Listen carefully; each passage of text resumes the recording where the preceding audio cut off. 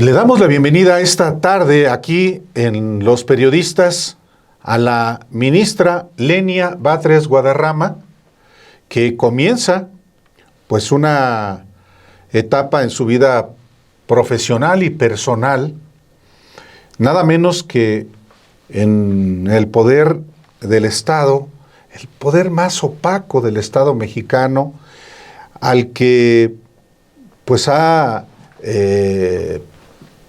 dado lugar, por lo menos en esta etapa, a una conducta muy peculiar, hasta de oposición. Pero, Lenia Batres, gracias por venir a este espacio de Los Periodistas a platicar lo que nos importa a los mexicanos, que es el Poder Judicial. Muy buenas tardes.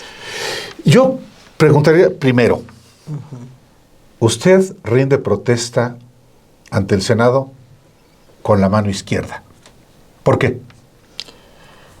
Pues para mí es muy importante, es simbólico, es una función del Estado y es fundamental el darle una identidad que en este caso es personal. Cumplo el protocolo de la protesta, pero por supuesto que viene con el cumplimiento también de un compromiso histórico con nuestro país. Y tiene que ver, por supuesto, con una identidad propia que es de izquierda. Es importante también hacer una expresión que a mí me llamó personalmente la atención, porque hasta donde yo recuerde, no hay una prohibición constitucional o legal para rendir protesta con la mano derecha o por la mano izquierda, y no hay expresamente un ordenamiento que tiene que ser con la derecha. Parte de no sé si de la cultura patriarcal, que tiene que ser con la derecha, hasta el saludo. Pues es costumbre, ¿no? Y con la cultura predominante también, hasta del modo diestro que es predominante, ¿verdad? Pero no hay, efectivamente, no hay una obligación. El protocolo es rendir protesta con la mano alzada. Yo pregunté si había alguna obligación con mano izquierda o derecha, justamente para cumplir ese protocolo, y se me indicó que no. Entonces rendí protesta como he rendido en este tipo de cargos, con la mano izquierda, porque hay finalmente una identidad a la que yo creo que debe uno reivindicar. La izquierda. Pues el no ser, hay mucha hipocresía en estos cargos, ¿no? Y aquí la idea histórica de que el juez es puro, a mí me parece que hay que desecharla. No existe la pureza del ser humano en términos personales, y no deberíamos tampoco pensar que debiera ser, porque se piensa eso, ¿no? Es que el juez no tiene identidad, ¿no? El juez tiene identidad, y el juez parte de esa identidad para cumplir su función, y yo creo que es una misión y una obligación de cualquier servidor público, y no se diga de los jueces, que justamente son los más opacos en su función pública, mostrar hacia afuera quiénes son. He escuchado después de la designación que hizo el presidente con base en el artículo 96 de la Constitución, el último párrafo, dos cosas que a mí me llaman la atención. La primera, que llega usted sin legitimidad, porque no obtuvo la mayoría calificada, y por tanto fue solamente la designación que hizo el presidente. Yo lo que digo, bueno, eso está previsto perfectamente en la Constitución, tanto en el 95 como en el 96. En el 96 dice, si las dos ternas propuestas por el Ejecutivo son rechazadas o no logran la mayoría calificada, el presidente designa. ¿Eso le resta legitimidad? No, por supuesto que no, está previsto, es legítimo y es legal, pero además pasa esta parte curiosa que a mí me da un poco de de gracia.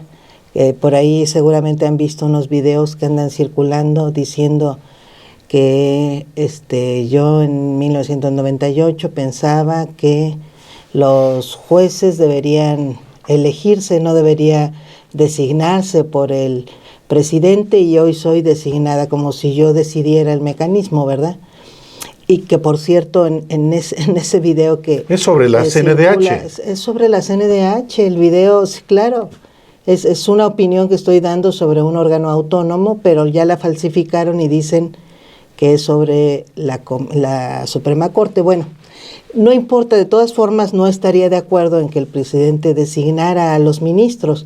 El tema es que está ahí en la Constitución, o sea, no es que el presidente pueda decidir, este presidente actual, el día de hoy, pueda decidir qué mecanismo utiliza. Ese es el que está en la Constitución, y bajo ese mecanismo él utiliza la norma, o sea, está obligado a seguir esa norma y propone. Fue el propio Congreso el que decidió que no hubiera esa mayoría calificada, o sea, algo que yo no te quise dar, después te lo reclamo, pues es medio absurdo, ¿no? No te di la mayoría calificada, pero vas a usar la norma que te queda. Bueno, pues ¿qué esperan? Es un poco absurdo todo eso, ¿no? Hay otro asunto que a mí me llama la atención personalmente, porque yo he conocido, como cualquier persona interesada puede conocer, la militancia formal de ministros de la Corte en el PRI y en el PAN. Pienso, y hablo solamente de los casos más recientes, de Medina Mora.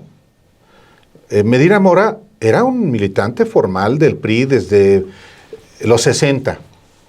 Pienso también en Aguirre Anguiano, ministro que fue del 94, del 95 con la reforma de Zedillo hasta el 2012, del Partido Acción Nacional. Pienso Juventino Castro y Castro, militante del PRI. Pienso también en ¿qué otro caso? De militante de Silva Mesa, que eran ministros que tenían una manifiesta militancia. Bueno, Diego Valadez. Y dice, ¿cómo es posible que lleguen a la Suprema Corte una militante de un partido político? No, es que es el colmo de colmos. Hay una semblanza que edita la propia Suprema Corte de Justicia, y ahí uno puede leer los 203, la identidad de los 203 ministros y ministras que han formado parte de la Corte de 1917 a la fecha. De esos 203, 160 y tantos pertenecieron a un partido político, y si mal no recuerdo fueron 9 que eran secretarios de gobernación inmediatamente antes de ser nombrados ministros. Entonces dicen, ¿cómo alguien que viene del gobierno, cómo alguien cercano, cómo alguien de un partido político? Entonces yo les decía a los senadores de oposición, bueno, es que ustedes no están objetando mi pertenencia a un partido político, están objetando que no pertenezca al partido político que pertenecieron todos esos ministros y ministras que ustedes no objetaron, y que eran priistas y panistas, afiliados, declarados, militantes, con 20, 30, 40 años de militancia, y pertenecientes, buena parte de ellos, al propio gobierno federal o locales, porque muchos de ellos también fueron gobernadores o integrantes de los gabinetes de los estados, de los gobiernos de los estados. Entonces, pues es esa la queja, ¿no? Y si es real, yo creo que sí se quejan de eso. Les encantaría que hubiera propuesto otra vez a Medina Mora o no sé a quién, pero el presidente obviamente se moderó un poco más en las otras propuestas, creyendo que podía consensar y con ello además contar con ministros que lo que él pensaba, el propio presidente, porque además lo manifestó así, pues es que contribuyeran a una reforma necesaria del Poder Judicial, que por lo menos en lo que decía el presidente públicamente, consistía por lo menos en la parte de la austeridad que ya había aprobado el propio Congreso. O sea, no les pedía violar ninguna norma, sino colaborar con el Estado para que hubiera recursos disponibles, pero no fue así. No fue así, y lo que está proponiendo ahora pues fue una terna de personas con mucho mayor identidad y obviamente con identidad en la idea de la austeridad del Estado y con identidad ideológica política propia. Sí, por eso digo, quizá como no ha habido en otro momento, llega un perfil, el de usted, de izquierda. No es fortuito el rendir protesta de izquierda y de ostentar, como ostenta en la biografía pública, una militancia desde el Partido Socialista Unificado de México. A mí lo que me llama la atención, yo me acuerdo de usted en la Cámara de Diputados en la 57 legislatura del 97 al 2000. De hecho, nos vimos en Proceso, donde usted trabajó un tiempo, un buen tiempo en corrección de estilo. Pero un dato que a mí me llama la atención y se lo platiqué con Alejandro Páez cuando la semana pasada hablábamos del perfil de usted. Ajá. ¿La militancia en el Partido de la Revolución Socialista? Hubo un rompimiento del PESUM anterior. Cuando nace el PESUM, sigue casi luego un proceso de unificación hacia lo que después fue el PMS. Hubo una parte del PESUM que ya no se siguió al PMS, sino que formó ese fue un momento muy circunstancial y pequeño, y formó el Partido de la Revolución Socialista. Encabezó Alejandro Gascón Mercado, sí, que fue un gran luchador social de Nayarit. Senador por Nayarit. Así es, y que por cierto ahora ha sido últimamente muy reivindicado, sí, en su estado. Pues algunos lo seguimos para allá. Yo era en realidad muy joven todavía, pero sí, en ese periodo anterior al PRD, porque posteriormente muchos nos sumamos ya directamente al PRD, al nacimiento del PRD. Me llamó la atención ese dato porque digo, Partido de la Revolución Socialista, cuando yo estaba en curso efectivamente del PESUM a la formación del PMS, has de haber estado en la preparatoria. Sí. Cuando ahora, como preparatoriana, también participa usted en el movimiento estudiantil universitario, sí, en el Consejo Estudiantil Universitario, en el que participa también, no solamente su hermano Martí Batres, jefe de gobierno de la Ciudad de México, sino Claudia Sheinbaum, hoy candidata presidencial. Así es. ¿Desde entonces se conocen? Ahí la conocí, por supuesto. Sí, era una gran lideresa. Curiosamente, porque además en estas historias luego sobreviven versiones muy masculinas. Curiosamente se decía que había 3 grandes líderes de ese movimiento estudiantil: Imanol Ordorica, Antonio Santos y Carlos Simas. Sí. En realidad había 4 grandes líderes, porque una gran lideresa fue Claudia Sheinbaum, y fue lideresa desde el principio y ayudó a organizar hasta el último momento. Y ella la recuerdo muy bien porque me daba mucha admiración, que ya en los últimos momentos muy cercanos al Congreso Universitario, porque se alargó mucho el tiempo de este movimiento entre el 86, que suceden las primeras asambleas 86-87 contra la reforma de Carpizo, hasta el 90, que termina haciéndose el Congreso Universitario. Bueno, suceden estos 4 largos años, y yo recuerdo muy bien a Claudia Sheinbaum, ya debe haber sido como en 89, 90 mismo, llegar a las asambleas embarazada, con niño en mano, a exigir orden en la asamblea, a posicionar, porque ya en esas últimas asambleas de lo que se trataba era de organizar la participación estudiantil dentro del Congreso Universitario. Sí. Entonces fueron momentos muy emocionantes, pero sí, ahí conocí a Claudia, y desde entonces me pensé que era un gran personaje comprometido con la lucha social. Es que hay mucha falta de conocimiento, y parte del propósito también de un espacio como este es que se sepa la biografía de los personajes que toman decisiones o dejan de tomarlas y que impactan en la sociedad. ¿Qué tanta, vinculación y diría yo, influencia puede tener justamente esas relaciones con el tiempo e ideológicas y de proyecto de alguien que puede llegar a la presidencia de la República como Claudia Sheinbaum sobre alguien que va a estar en otro poder constitucional en la Suprema Corte? Así como relación de condicionamiento en las posiciones que se pueden sostener.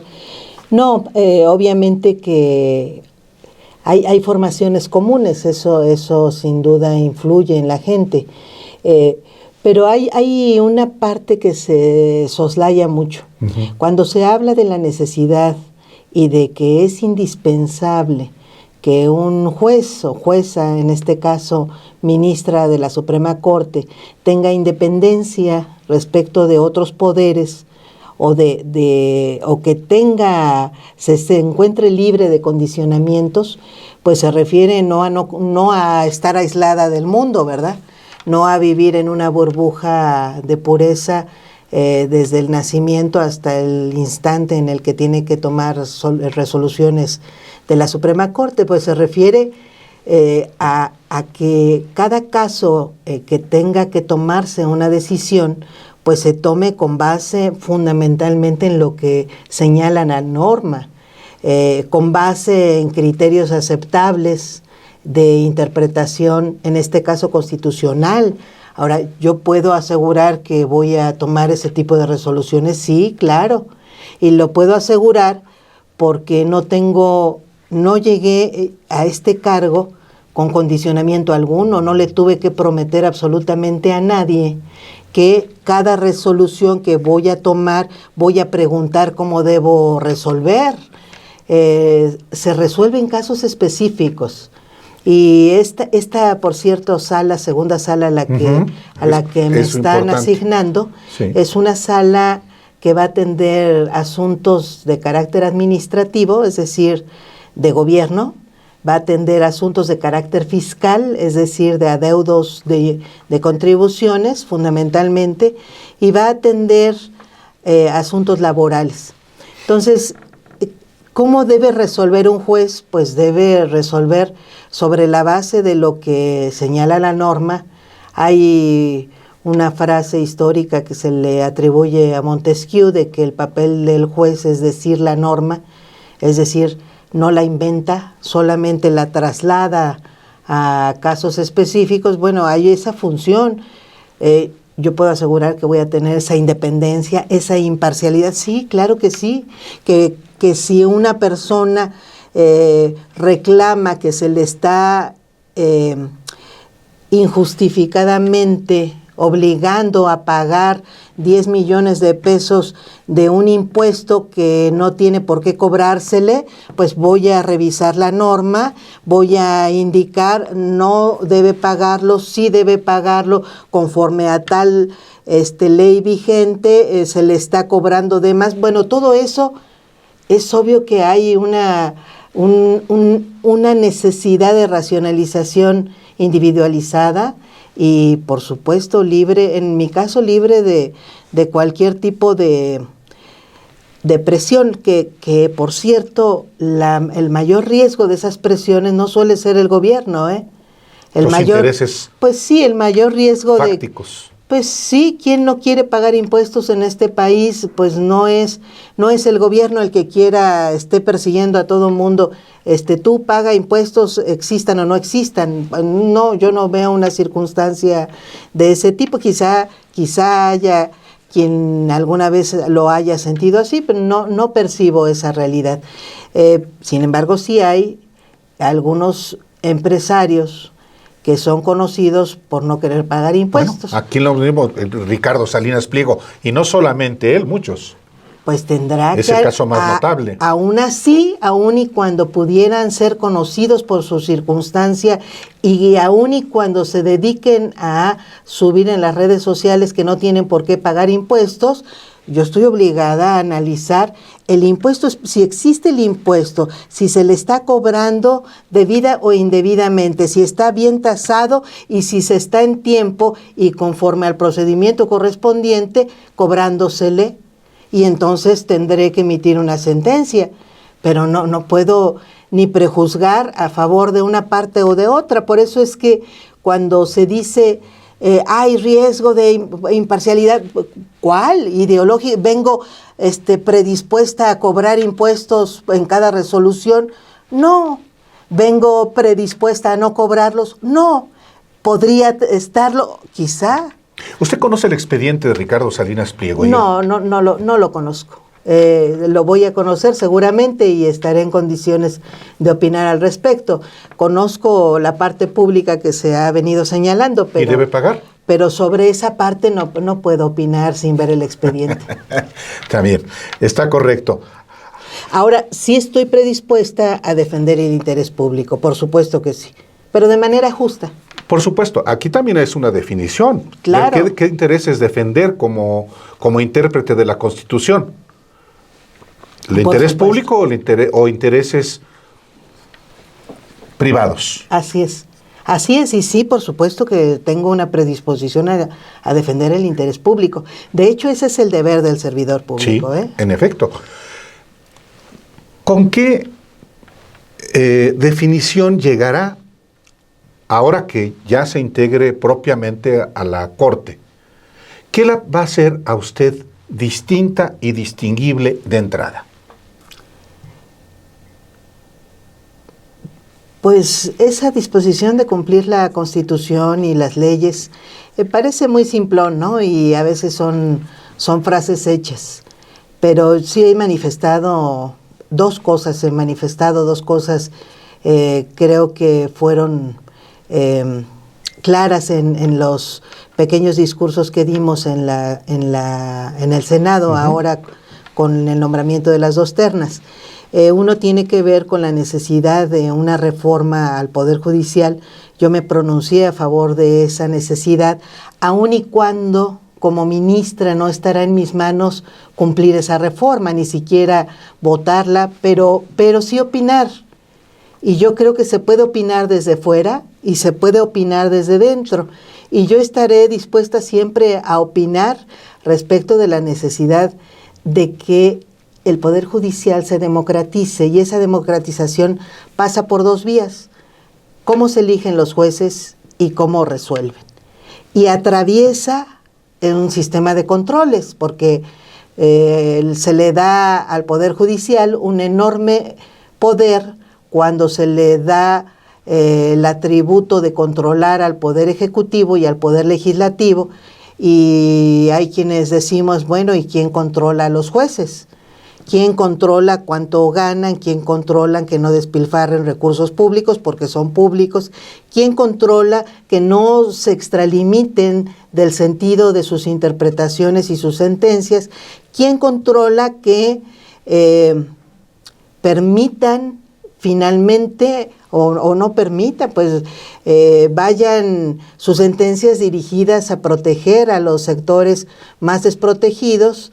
Y con ello avanzar en el propio desarrollo del derecho social, que debería, de acuerdo con el principio de progresividad que ya quedó inscrito en el artículo 1 de la Constitución, pues debería también ser una función de los jueces. ¿Y quién castiga a los corruptos en el Poder Judicial? Y entonces planteamos que debe haber sanciones administrativas que no existen porque no vemos al Consejo de la Judicatura Federal emitiéndolas. Debería haber, porque no hay absolutamente una autoridad jurisdiccional que sancione penalmente a los jueces, por corrupción o por prevaricato, que son estas figuras que existen en casi todos los sistemas jurídicos, en México no, por cierto, de las trampas que hacen los jueces, es fraude a la impartición de justicia. No existe ese delito en México, debería existir y debería haber un tribunal de jueces. No estoy proponiendo que una autoridad distinta, sino una autoridad propia pueda ejercer esos controles. ¿Quién controla el ejercicio del gasto? Que lo controla el propio Consejo de la Judicatura, que está encabezado por quien ejerce el propio gasto. Entonces, son controles de chocolate. Entonces, todo esto debería existir en un sistema democrático que se supone está amparado por los propios contrapesos, no solo respecto de los otros poderes, sino también del Poder Judicial. Entonces, a esos temas fue a los que me referí. Y sobre la austeridad, pues yo hice un compromiso. Hay cosas que sí puedo hacer personalmente, y lo que sí puedo hacer es cumplir la Constitución en la parte que a mí me corresponde, ¿no? Entonces hay un artículo 136 que habla del principio del gasto público y las obligaciones de los servidores públicos, de las personas servidoras públicas, y hay un artículo 127 que pone límite a la remuneración de las personas servidoras públicas, y por disposición del propio Congreso, constituido como constituyente permanente, pues se puso como límite, como tope máximo salarial, el salario del presidente de la República. Entonces los ministros y ministras estamos obligados a no rebasar esa remuneración. Por eso ese compromiso sí lo pude hacer a título personal, unilateral, y lo he manifestado. En el momento en el que se me pudiera estar pagando un peso más de ese límite, obviamente que lo estaré devolviendo a las arcas públicas, a la tesorería de la Federación, para que se reincorpore en el presupuesto, porque pues ese es un límite claro que no debería, y menos el Poder Judicial, que es el obligado a resguardar la constitucionalidad de los actos de las autoridades, pues estarlo violando. ¿Pero solamente su remuneración mensual, o también operará en el resto de las percepciones que tienen los ministros de la Corte? En la totalidad, se comentan de muchas prestaciones, sí. Pues obviamente que estaré rechazando cualquier tipo de excesos, ¿no? ¿Por qué no cobra la primera mensualidad con todo eso, y obviamente solamente lo que la Constitución prevé, que es el máximo de las retribuciones que el servidor público tiene, y que no deben rebasar lo que gana el presidente de la República, y el resto sería bueno que lo anuncie. Me llegó este cheque, esta transferencia electrónica que rebasa con tanto lo que la Constitución prevé, y entonces regresarlo. Sí. No sé de por qué vía, como no he cobrado nada, pues no sé por qué vía suceda. Sí, pero obviamente, y lo estaré informando, por supuesto.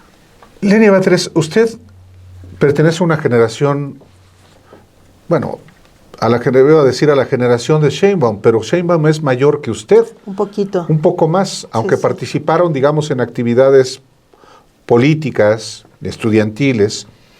Usted tiene 53 años, pero pertenece a una generación. ¿Es usted la generación del recambio de la que habla el presidente López Obrador? Pues supongo que sí. Por cierto, ¿cómo platicó? ¿Qué platicó con el presidente López Obrador previo a su elección?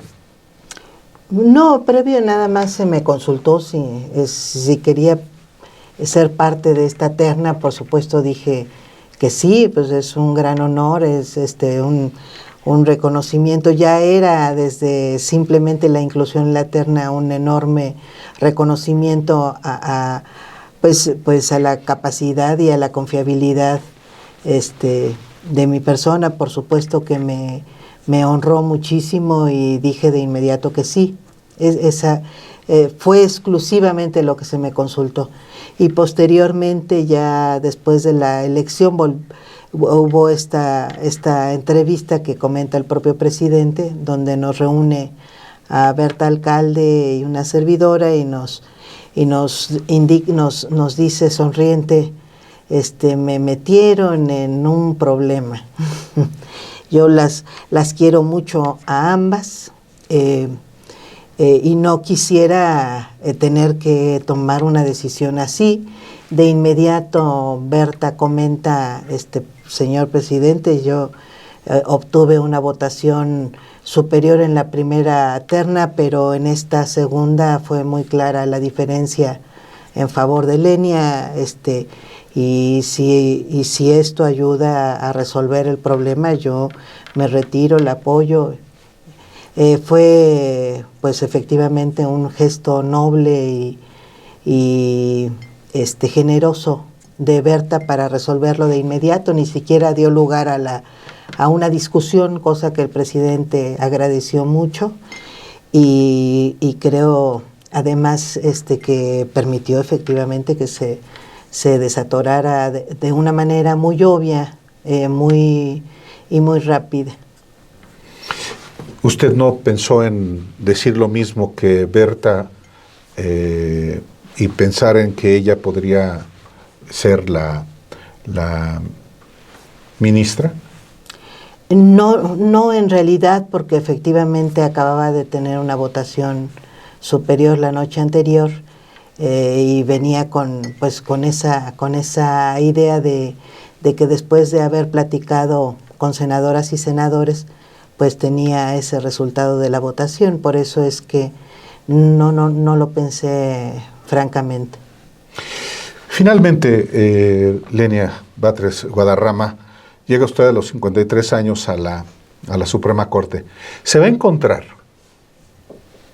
ya lo sabe, pero seguramente se va a encontrar con jueces que van a pretender ningunearla, no solamente por su biografía, sino por su condición de mujer. ¿Cómo llega usted y cómo le va a hacer frente a esa, que es un poder de señores? Bueno, ya no están tan grandes, ¿no? Antes sí eran muy intimidatorios porque eran muy mayores. Alguien me dijo, vas a ser la más chica, pero ya vi que no. Margarita Ríos Farjat es menor, entonces ya vemos una condición generacional no tan mayor. No, yo creo que llegó a formar parte de un grupo de iguales, porque hay 11 ministros que son titulares, ministros, ministras, ya afortunadamente casi en condiciones de paridad, por primera vez en la historia. Sí, sí. Vamos a ver, o ya vemos 5 ministras de 11 ministros, es un récord. Lo más que había habido eran 3 ministras y rápidamente en estos últimos 3 años, 4, ya vemos esta cantidad. Entonces es un momento histórico en realidad de paridad o de casi paridad. Es un momento histórico. Ya me han estado comentando que sí ha habido ministras y ministros más jóvenes, más bien ministros más jóvenes en otros momentos históricos, pero quizá en su conjunto es probable que también seamos los cincuentañeros, seamos la mayor cantidad juntos como estamos ahorita ya entre los 11 ministros y ministras. Y ahí yo creo, no veo yo una superioridad que me intimide. No veo una superioridad intelectual, no veo una superioridad en formación. Se ha cuestionado mucho que no tengo experiencia jurisdiccional, es decir, que no he sido jueza. Pues no, pero no veo yo la indispensabilidad de ser jueza para emitir sentencias. Las conozco perfectamente bien.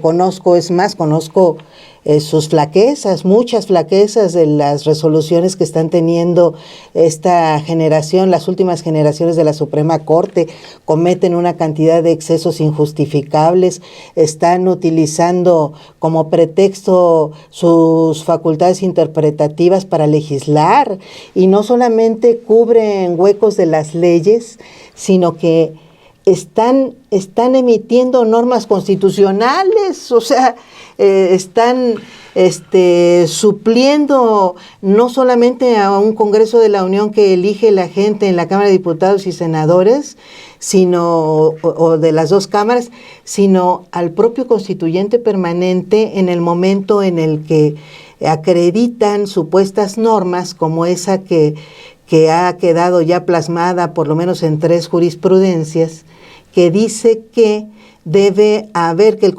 los congresos de los estados y el Congreso de la Unión deben cumplir con una supuesta democracia deliberativa, y esa democracia deliberativa tiene los siguientes requisitos, dice jurisprudencias, y entre esos requisitos le ponen el requisito de respetar a las minorías, y eso implica que haya resoluciones de las comisiones deliberativas de las cámaras. Bueno, la Constitución no habla de ninguna democracia deliberativa. Es que justamente con esa argumentación se han desechado. Así es, la reforma electoral, la ley de comunicación social, o sea, y lo que dicen es, se viola el reglamento de la Cámara de Senadores, luego entonces se viola tal jurisprudencia que acredita la existencia de la democracia deliberativa, luego entonces hay que invalidar la ley. Y se brincan al electorado que fue el que votó por esas cámaras. A mí me parece un exceso que no se justifica en ningún tipo de tecnicismo jurídico, ni en ningún mecanismo, ni en ningún método de, y menos en la Constitución, de interpretación que puede, el Poder Judicial no tiene límites para interpretar la norma, más que no brincar la norma, no contradecir la norma. Entonces está interpretando, por ejemplo, el artículo 127 constitucional que le pone límite a la remuneración y le pasa no sé cuántos criterios interpretativos que después de aplicarlos niegan la norma. Resulta que la Constitución, cuando dice que el tope máximo de remuneración es tal, no quiso decir eso. Más bien lo contrario. No hay justificación para tomar este tipo de resoluciones, y esa seguridad, en realidad, de este momento me la da el sentido común. Me la da mi preparación jurídica, que la tengo, porque también andaba diciendo que no tengo preparación jurídica. Tengo 28 años en el ejercicio profesional del derecho, he emitido cientos, si no es que más de 1 millar de instrumentos jurídicos. Para ello he tenido que leer y dominar las leyes en su totalidad. Entonces, no que nadie confíe en que no conozco el derecho, lo conozco bastante. Y por esa razón es que creo que puedo estar en condiciones entre iguales sin sentirme intimidada. Lo único que yo creo que sí pueden creer alguien más es que no tengo una condición aristocrática que otros ministros, no me interesa tenerla, y eso no me da ninguna inferioridad intelectual, ni social, ni de ningún tipo para funcionar como par en este cuerpo deliberativo colegiado que es la Suprema Corte de Justicia de la Nación. ¿Ya le habló Norma Piña? No. ¿Cómo? ¿No le ha hablado para felicitarla, para decirle bienvenida? No, yo creo que no ha de tardar. ¿No ha de tener tiempo? Espero que sí. ¿Cuándo se integra a la Corte? El 2 de enero me integro. Hay varios días todavía para integrar. Híjole, yo creo que no le hizo gracia a la ciudadana Norma Piña su llegada. Sí, pues Ni modo.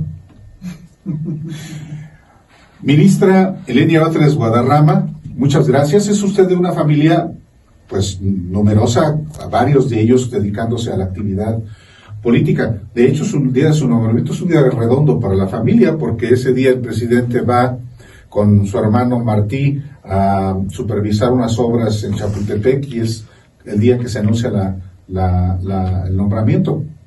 Redondo. Pues no creo que tenga un significado familiar, ¿verdad?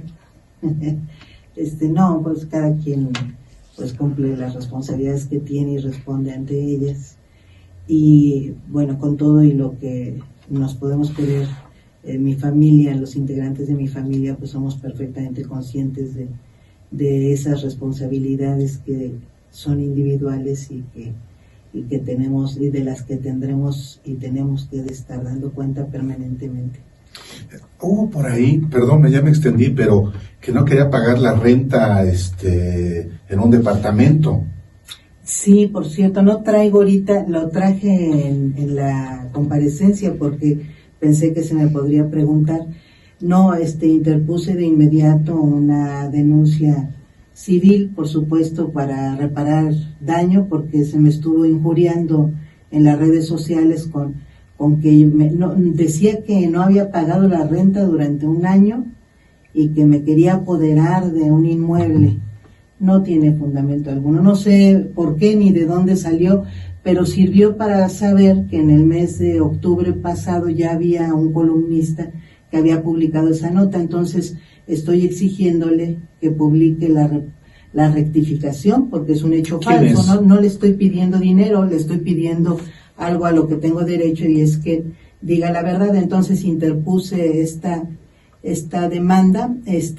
Yo ubiqué a 3 personajes de medios de comunicación, no recuerdo ahorita el nombre, se apellida, a ver, no recuerdo cómo se llama, es un columnista del diario El Universal, que fue el que originó este comentario. Otro periodista que se llama Marco Levario lo reprodujo ampliamente, y otro periodista que es hay más conocidos, se me está yendo el nombre, de Grupo Imagen, a ver si ahorita me acuerdo, pero 3 periodistas que estuvieron en las redes sociales. ¿Los está usted persiguiendo? No, claro que no. No, yo no quiero meterlos a la cárcel, quiero que digan la verdad. Entonces estoy mandándole a un juez todos mis recibos de renta, lo cual es francamente ridículo, para que le pida a estas personas que rectifiquen esa mentira que estuvieron publicando para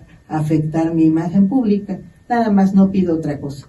Entonces espero que se emita la sentencia correspondiente, y en cuanto se le ordene a estas personas, pues publiquen la verdad, que digo, no sé, cualquier clase de infundio le pueden atribuir a uno cuando se les antoje, y no creo que sea correcto, ¿no? Yo no mando a nadie a la cárcel, pero sí tengo derecho a que se diga la verdad de mi persona. Lenia Batres Guadarrama, ministra, muchas gracias. Muchas gracias y buenas noches, Álvaro. Volvemos.